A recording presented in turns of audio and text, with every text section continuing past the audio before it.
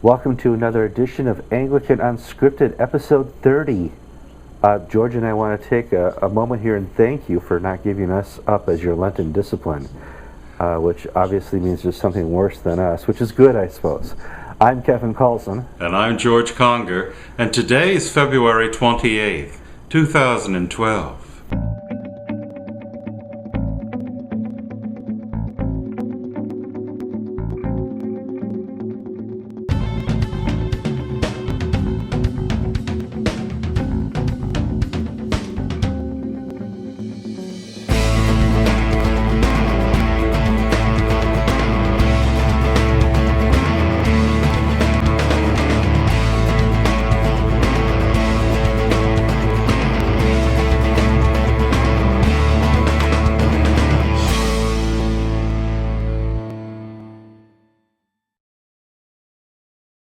George, we start off episode 30 with very tragic news. Bishop Cavalcanti and his wife Miriam were murdered last night about 10 p.m. by their son Eduardo, who was an adopted son. It's tragic news because he was very active in the Anglican Communion and representative of the province of Recife. What really happened down there, George? Well, the information that we have is sketchy so far. We do know that Bishop Cavalcante's son, Eduardo, who's a 29-year-old man, was visiting his parents from Florida, where he lives in the U.S. Eduardo is said to have a drugs problem and have been several run-ins with the law.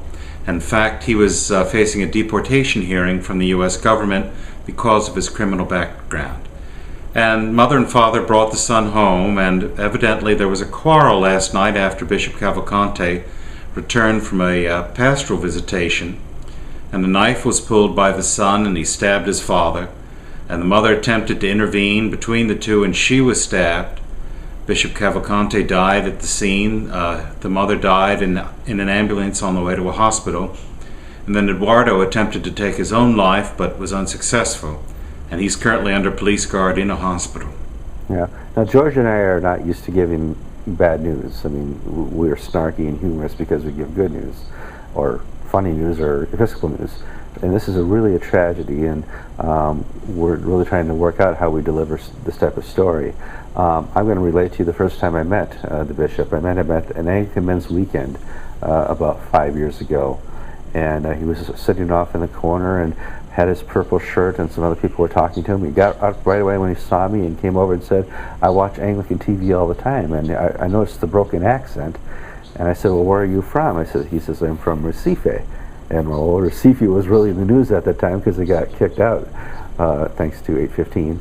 And I said, "Wow, that's incredible that you have broadband down there all the time." He says, "No, we have to go to the library to watch you. We don't have it in our homes." But I was really struck that it was important for him to keep up with the international news and see what's going on. And he was really a man of God amongst so many quiet voices in his church. Yes, and that I met Bishop Cavalcante in 1998 at the Lambeth Conference. I communicated with him before the meeting, getting his biographical details for a directory that was being put together. And I assumed he was like the other Brazilian bishops, just rather on the progressive side. But when I met him at Lambeth, I found him to be a fascinating fellow. He had been a university professor of political science and the rector of a university, which is the president of a university in Brazil, before he entered the ministry, and had been a strong voice for the gospel, a very firm evangelist, and someone who would do the right thing no matter what the personal consequences were to him. Sure. And now he's dead. I mean, he's dead. And Anglican Unscripted viewers, we ask that you pray for the family. There'll probably be some point in the future where you're asked for donations to help support his ministry and family, and we would ask that you'd give generously to them as you've given to us. And we hope in the future we don't have to bring you this type of bad news. He was truly a man of God. He's affected my life and George's life, and so many Anglicans around the world have come to know and respect his steadfastness in the faith.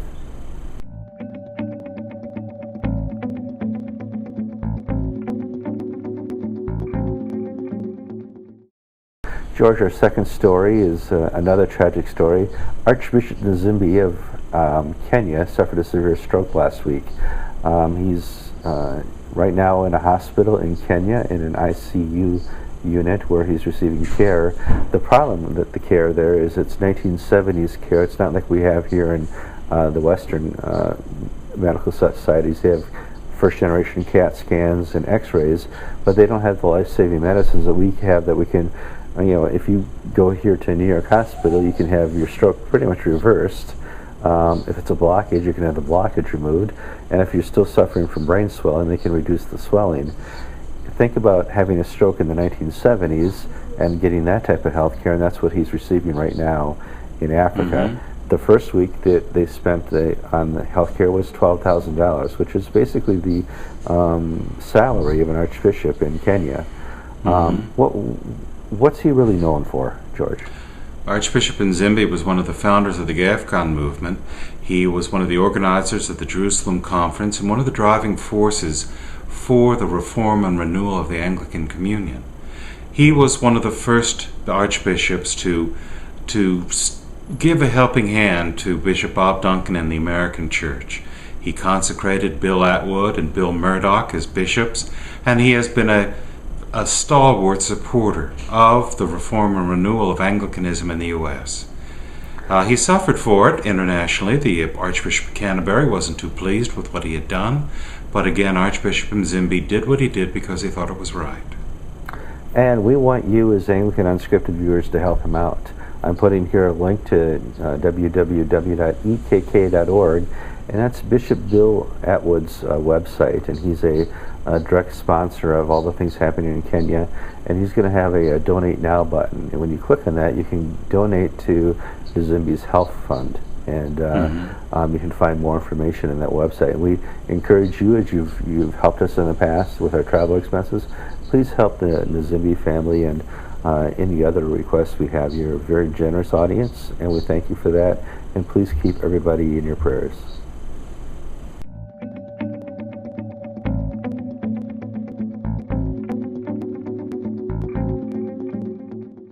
I'm on the line here with Alan Haley, our legal expert in all things Anglican, and once again, we have a week full of news, but we're going to talk about some real specific things about stuff that's going to come up at the General Convention.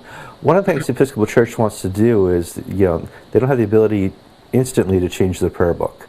So there's something called the trial right, where they have the ability to, for a period of time, try something new with the liturgy or with the prayer book or with whatever they want. And there's a caveat that comes with that, and that's you have to have the majority vote of all the bishops. But there's the caveat. Because all the retired bishops and seated bishops have voting rights at the General Convention, you kind of lose some of your angst when they don't show up. Yeah, the way it works out is the trial right requires, as I say, the approval of the House of Bishops and the House of Deputies at General Convention. In the House of Deputies, in a vote by orders, the clergy and the lay both have to pass it by a majority by each of the dioceses that they represent. In the House of Bishops, the language is that it has to be passed by a majority of the whole number of bishops entitled to vote in the House of Bishops.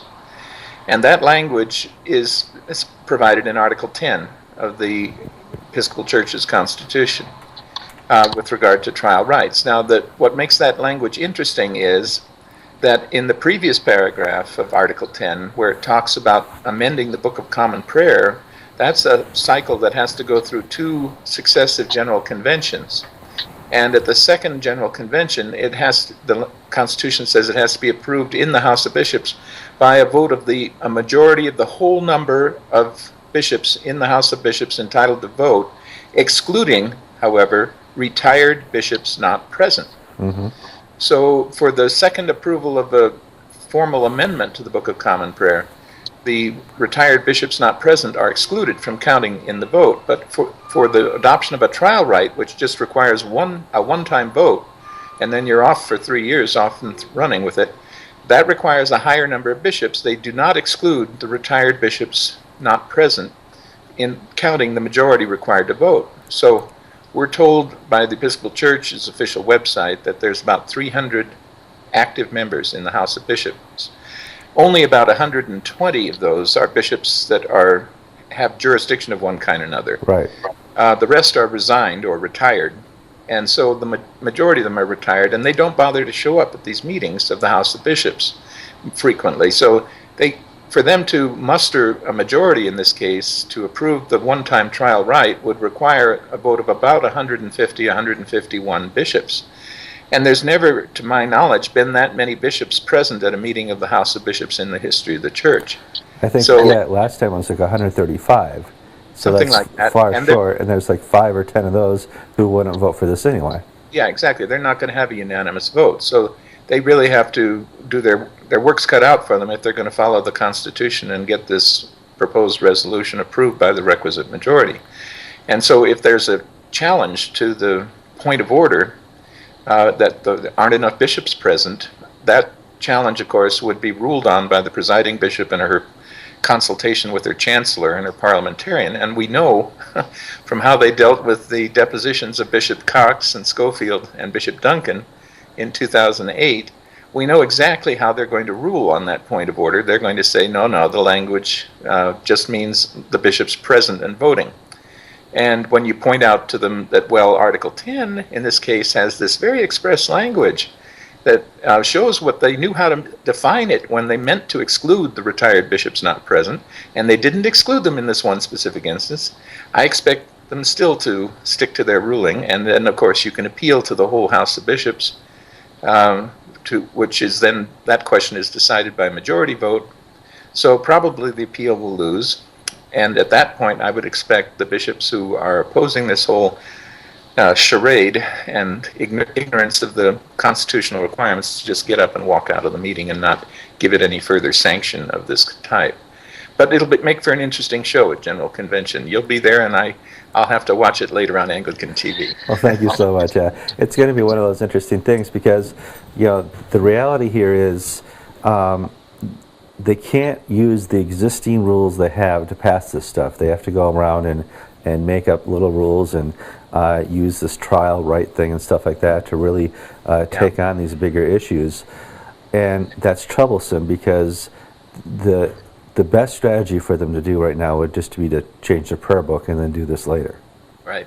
The church was built and designed to make changes of this nature difficult, not easy. Mm-hmm. And that just, when they skirt around it like this and just say, oh, well, we'll just ignore those requirements, what you have is a lawless church then.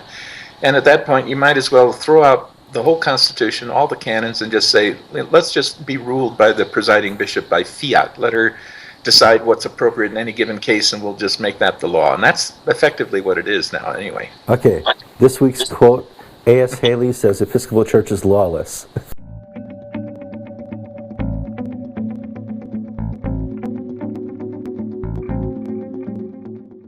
I have on the line, way over the seas. Are you?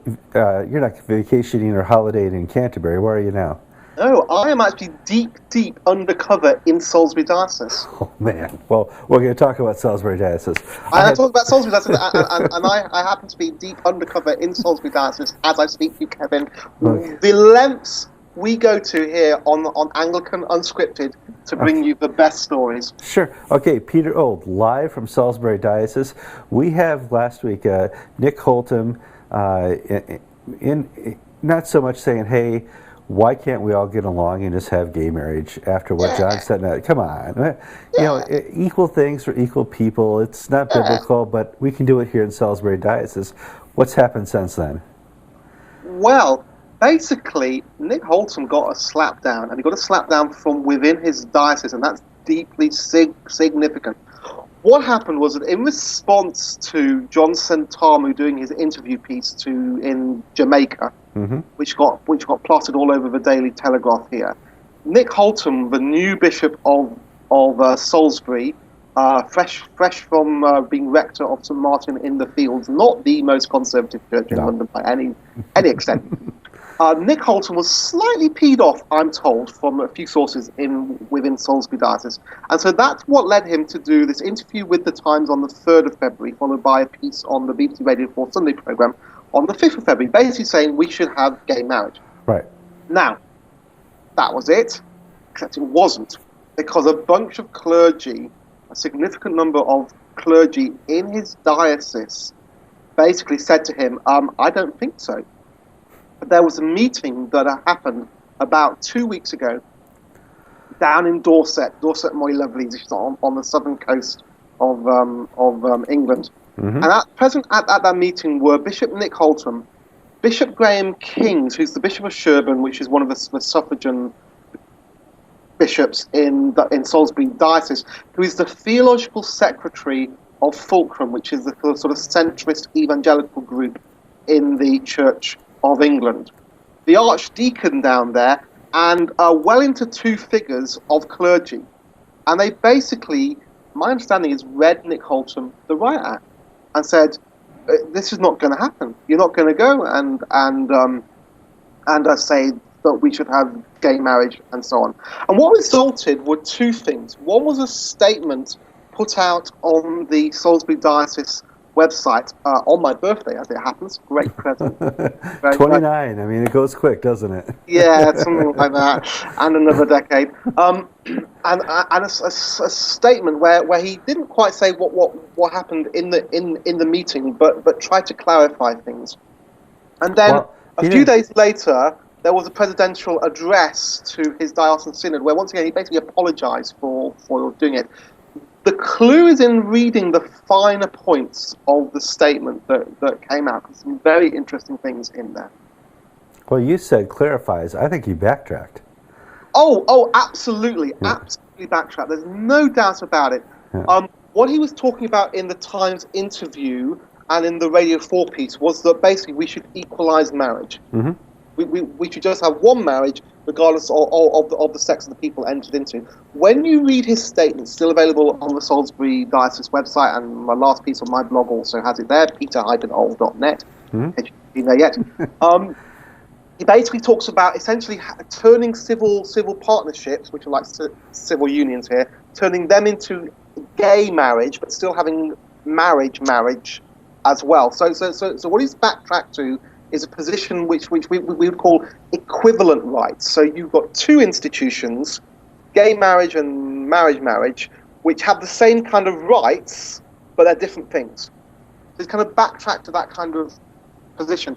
My understanding is, talking to a few sources in the diocese, including people who were at the meeting, is that they basically said to him, or the Conservatives, you are not going to be advocating for equalising marriage, and in terms of having one institution. And here's the thing.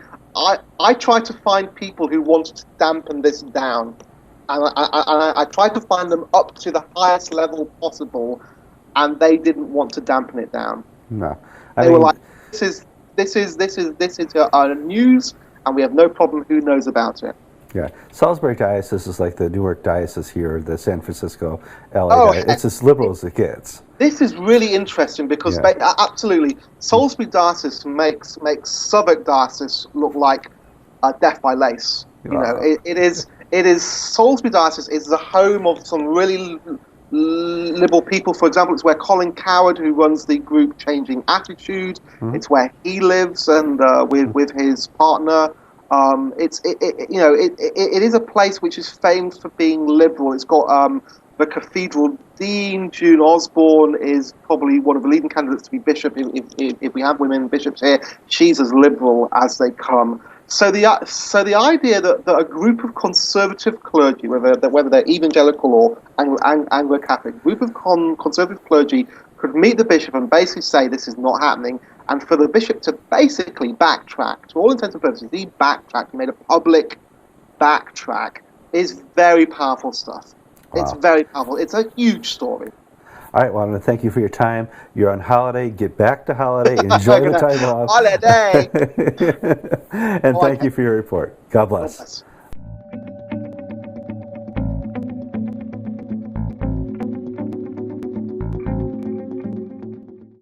I have via Skype Dean Monday. He's from Wisconsin right now. You're still by Nashotah? Where's your house? Yes, still on faculty at Nashotah House. That's great.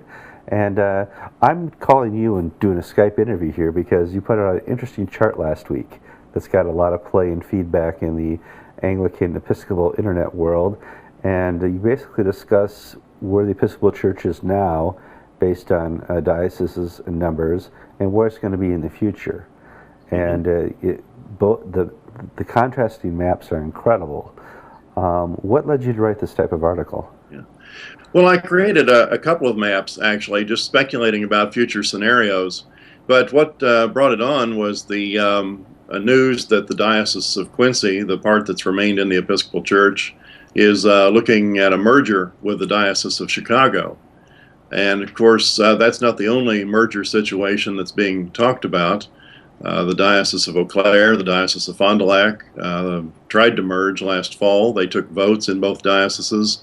They thought it had passed in both dioceses, and then discovered that in the Diocese of Fond du Lac they had miscounted the votes and it actually didn't pass. By one or two votes. By a one or two, yeah. Although, I mean, from what I understand, I think there are some people in Fond du Lac who feel like they dodged a bullet because Eau Claire has been one of the aided dioceses. That is, it receives assistance from the Episcopal Church to remain viable. So obviously there's some financial liabilities there. At any rate, as you look across the country, across the domestic dioceses of the Episcopal Church, you see several other situations where mergers appear almost inevitable. Eastern Oregon, a lot of situations where the viability is really an issue. And so even on the House of Bishops, House of Deputies listserv, you have a discussion right now about structure. What will the Episcopal Church look like in the future? How should it be structured in order to achieve its mission and so forth? And I just got to thinking, what would the Episcopal Church look like in a few years' time? And so recognizing that there are right now 100 domestic dioceses. With these mergers that they're talking about, there won't even be 100 domestic dioceses this time next year, much less in 2030 or 2050. So what would, with the declining demographics, what would the Episcopal Church look like in the future? And I postulated two scenarios there. One is that the Episcopal Church could rely more on its provincial structure. There are 8 domestic provinces of the Episcopal Church, and then the 9th province is the overseas dioceses. But those 8 provinces could in fact be the centers of mission for the Episcopal Church, with as many bishops appointed or elected in each province as is necessary to serve the people there. Another scenario would see the now 100 domestic dioceses reduced down to somewhere between 30 to 40 domestic dioceses through mergers, and have a structure that's at least viable and appropriate for the size of the church in 20, 30, 50 years. Well, you talked about the House of Bishops working out this on listserv. Bishop Stacy Sauls came out and said, we need to change how we do General Convention. There's lots of different proposals going on, and a lot of the charts you charted are places where a lot of churches have left for ACNA, like San Joaquin and stuff like that. And it wasn't just a Fond du Lac Eau Claire situation where it's a dwindling diocese, but there was actually active movement, and what's left in those dioceses are a small remnant of the Episcopal Church that was there before. And that's causing this mishmash of having to join up. I see lots of different causations and a big struggle in the Episcopal Church of what to do about that. What do you think is the greatest answer in all this? Well, I think on a practical level, given the demographics of the Episcopal Church, you're going to see mergers, and not just where there's been a remnant of a diocese where the majority has gone to the Anglican Church in North America. But there are people raising questions about whether El Camino Real in Northern California might merge back into California someday, or whether San Diego might merge back into Los Angeles. You have other situations around the country. All 3 dioceses in Illinois might be one again, as they were prior to 1877. That's right. Yeah. All 3 dioceses in Wisconsin might end up merging at some point. And I think if you look at the demographic charts, the statistics released by the Episcopal Church, there is certainly shrinkage going on, and some of that's going to be inevitable. That's why I postulated, a structure, drew a map that showed between 30 and 40 domestic dioceses, say by around the year 2030. Well, that's 2030 that we see combining dioceses. At that rate, you look at 2050, 2070, onto the next century, is the Episcopal Church no longer sustainable under this current trend? Well, actually, I answered your last question sort of on a pragmatic level, but the real answer, of course, in terms of the Episcopal Church's structure, is that it needs a structure that's appropriate to its mission. Mm-hmm. And its mission ought to be to plant churches and to grow. I mean, that's the nature of the church, is growth, not decline. Right. And so the Episcopal Church ought to look at ways of structuring itself to accomplish its mission more effectively. I've always argued, and I was the deputy to 5 general conventions, that the Episcopal Church is not concerned enough with evangelism. And I find that hard to believe. I remember the decade of evangelism in the Episcopal Church. Well, we had the decade of evangelism, and of course the Episcopal Church actually shrunk during that decade of evangelism. Then we had what was called 2020, that was supposed to double the size of the church between the year 2000 and the year 2020. And in fact, I would be surprised if the ASA by 2020 ends up being about half what it was in 2000, not double. Yeah. ASA being average Sunday attendance. And in the meantime, the Episcopal Church has gone through restructurings at Episcopal Church headquarters where they've eliminated the office for evangelism. They've eliminated the office that supported theological education. Now, I mean, take that right there. The 2 most important things a church can do is, first of all, to evangelize if it's going to grow and survive. And secondly, the training of its future leadership. Mm-hmm. And yet the offices for those 2 things were eliminated from the Episcopal Church staff.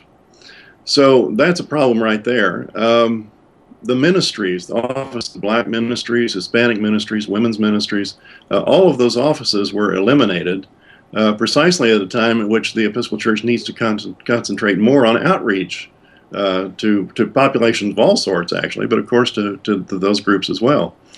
So it's as if structurally the Episcopal Church has been actually moving in a way that's counterproductive, as I see it. Mm-hmm. And they need to think about that. And some people in the Episcopal Church are, I mean, still in the House of Bishops and House of Deputies. But yeah, they need to really take a look at their purpose, their mission, and then let that drive their decisions about budget, structure, and so forth.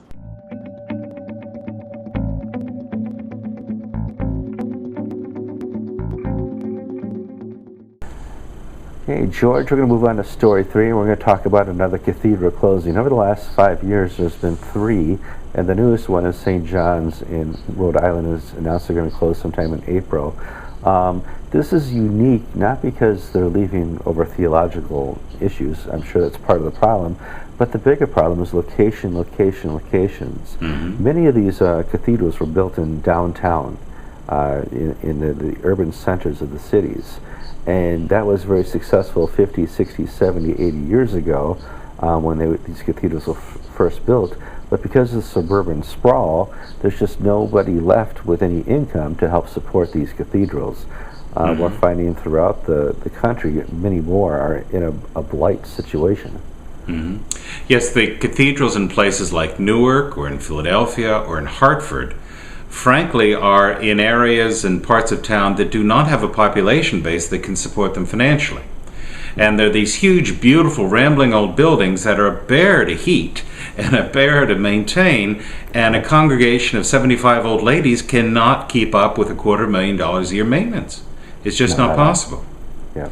But there are cathedrals that are doing quite well. We look at Orlando, which again is a question of location. Orlando's a thriving community and it will drive people in. People will go downtown. We look at Cleveland, which is not a thriving city, yet its cathedral has created a niche market for itself that enables it to hold its own.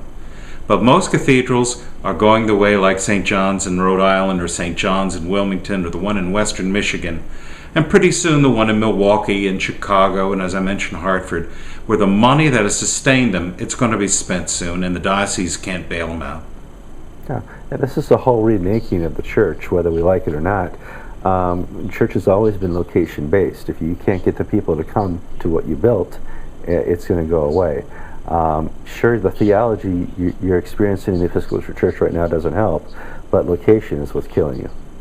Look at the one at Cathedral in Pittsburgh, for instance. I don't think that has a very good long-term future either, simply because the population base is not downtown to support it.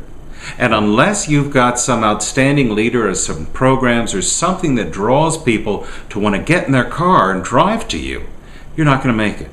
And frankly, very few normal congregations that don't have this horrendous overhead have that exciting, exhilarating, charismatic leadership that makes you want to go to that church.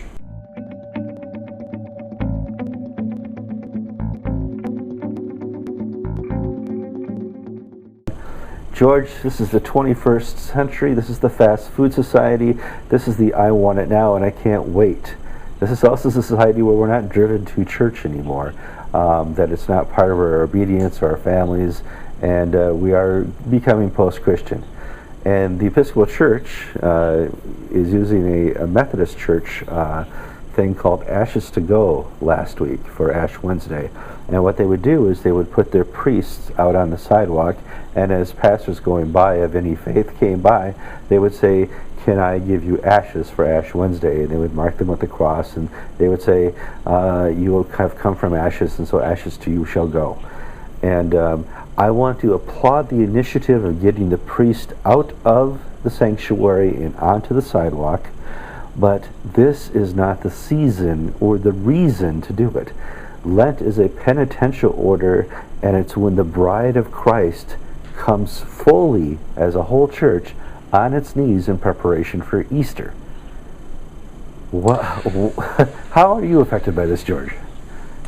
I think it's dopey.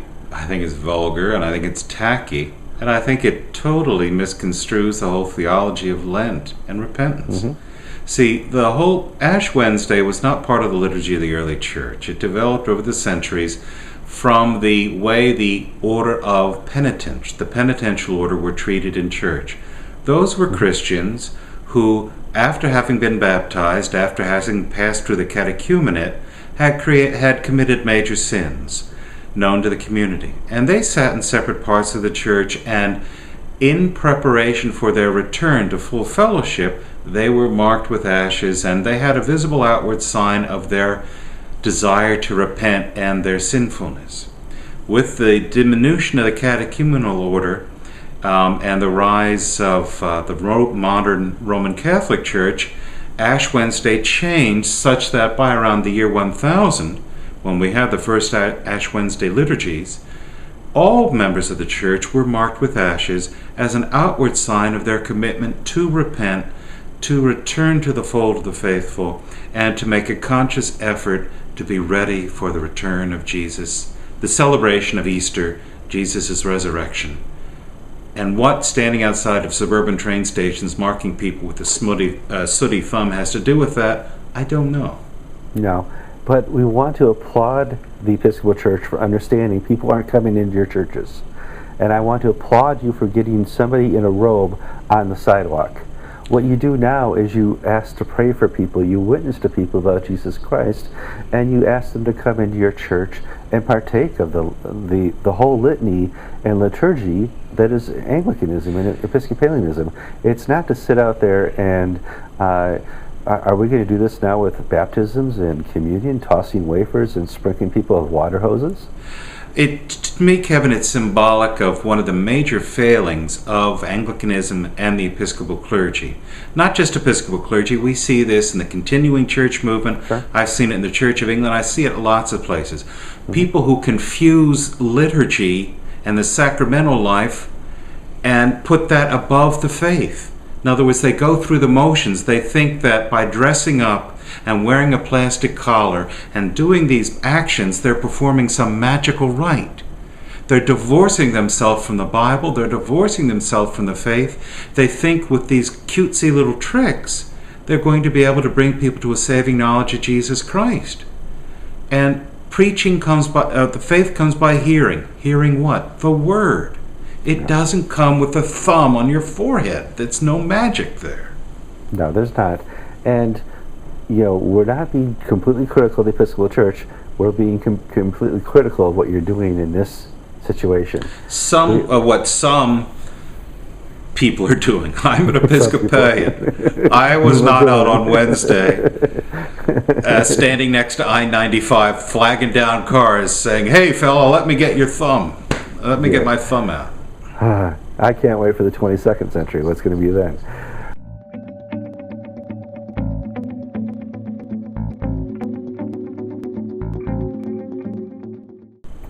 Okay, George, our next story is about biblical sexuality or intolerance for it. I'm going to read you a quick story here that came out of Canada last week. Under Alberta's new Education Act, homeschoolers in faith-based schools will not be permitted to teach that homosexual acts are sinful as part of their academic program, says a spokesperson to Education Minister Thomas Ludzik. I don't make these names up, they're there. Whatever the nature of schooling, homeschool, private school, Catholic school, we will not tolerate disrespect for differences, well, except the Christian ones, you can disrespect those, said Donna McCall, the assistant for Lutzik. Well, George, that's not the only place things are happening in Canada. You get something else from Sweden? Yeah, on February 9th, the European Court of Human Rights, which is one of these transnational bodies in Europe that are not elected by anybody but seem to dictate everybody's lives, they held that Sweden was allowed to jail people who criticized homosexuality. Mm-hmm. Four young men in their 20s handed out some pamphlets at a school saying to students, challenge the orthodoxies of the Swedish state school system, which is homosexuality is fine. Raise these issues that, of HIV, AIDS, the Bible, science, medicine, all these things. And they were arrested for agitation and jailed, and their case went all the way up to the European Court of Human Rights, which said that the right of a homosexual not to be offended is greater than your right to freedom of speech or freedom of religion. And let's be honest, this is the spark of what's coming. Biblical sexuality has revelation, reason, science, medicine, everything on its side.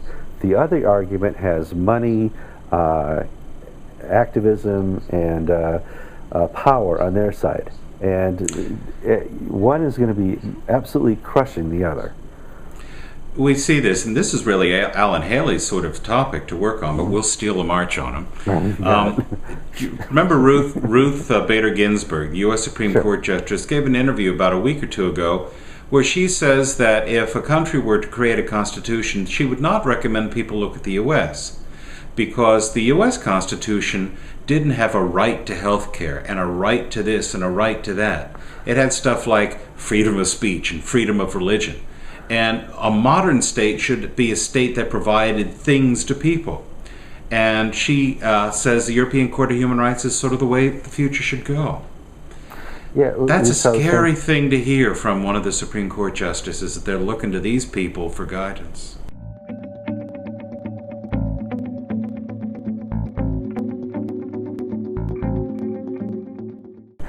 All right, thank you for watching another edition of Anglican Unscripted.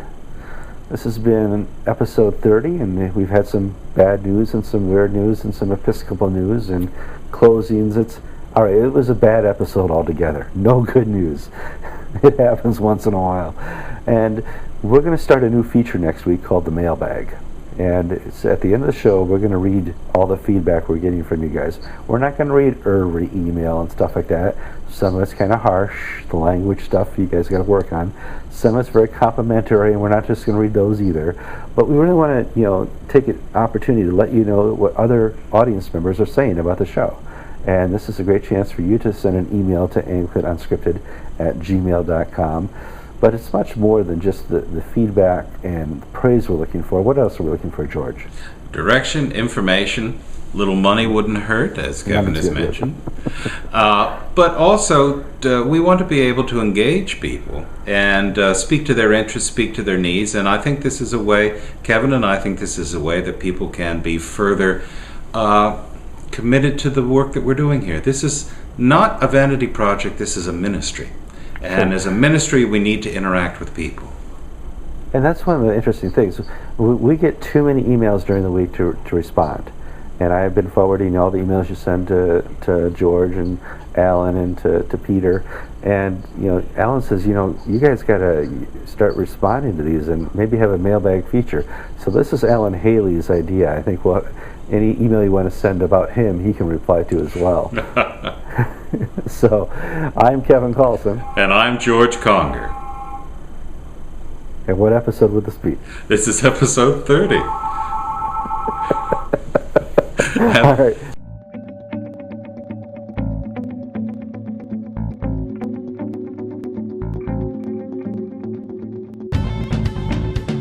Good when she does it, so.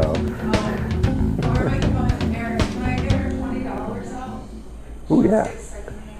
Laura wants $20. Why does she want $20? She lost her money, or we thought lost in fact.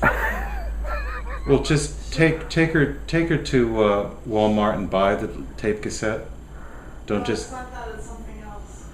What else does she want? Excuse me, this is very important. I know. Let's get a second-hand game at GameStop because one of her friends at school is going to play at GameStop. Oh, Susie, that doesn't count as an emergency. See, I have to go to GameStop and get a video game with my money that she lost. She lost her $20 bill, and now she wants another one to buy a GameStop game.